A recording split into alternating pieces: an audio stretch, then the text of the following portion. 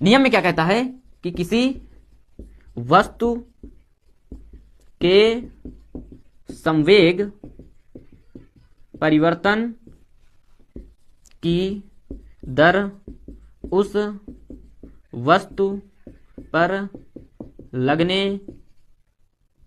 वाले बल के समानुपाती होती है।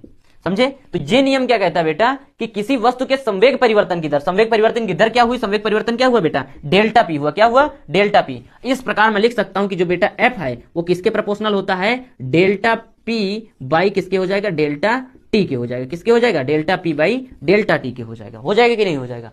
तो यहां से हमने डेल्टा पी की वैल्यू निकाल लिया है, आपको टाइम दिया हुआ है। तो चलिए और इसको आगे सॉल्व करते हैं। देखो अब यहां पर एक चीज आप नोटिस करिएगा, देखिए कि जो एफ है बेटा वो डायरेक्टली प्रोपोर्शनल है किसके, डेल्टा पी के, मतलब किसके है, संवेग परिवर्तन के हैं। और यहां पर जो एफ है वो क्या है बेटा, इनवर्सली प्रोपोर्शनल है किसके, डेल्टा टी के। तो आप एक बात यहां पे याद रखिएगा कि अगर हम क्या करेंगे, एफ डेल्टा पी के जो मान है अगर हम उसको क्या करेंगे बेटा, बढ़ाएंगे, मतलब संवेग का जो परिवर्तन है हम उसको बढ़ा देंगे, तो हमारा जो फोर्स है वो बेटा क्या हो जाएगा, बढ़ जाएगा। मतलब अगर हमारा संवेग का मान बढ़ेगा, मतलब जो डेल्टा पी का मान है वो बढ़ेगा, तो यहाँ पे फोर्स भी आपका बढ़ जाएगा। अगर मैं क्या करता हूं, यहाँ पे डेल्टा पी का मान कम करता हूं, तो यहाँ पर फोर्स की वैल्यू भी आपकी कम हो जाएगी। अब आप बात याद रखिएगा यहाँ पे कि यहाँ पे जो डेल्टा टी है, मतलब अगर समय है जो, अगर मैं उसकी वैल्यू को क्या कर रहा हूं, समय को बढ़ा रहा हूं, तो फोर्स हमारा क्या हो जाएगा, घट जाएगा। और अगर मैं समय को घटा रहा हूं तो यहाँ पे फोर्स हमारा क्या हो जाएगा, बढ़ जाएगा, क्योंकि एफ इनवर्सली प्रोपोर्शनल होता है किसके, डेल्टा टी के होता है।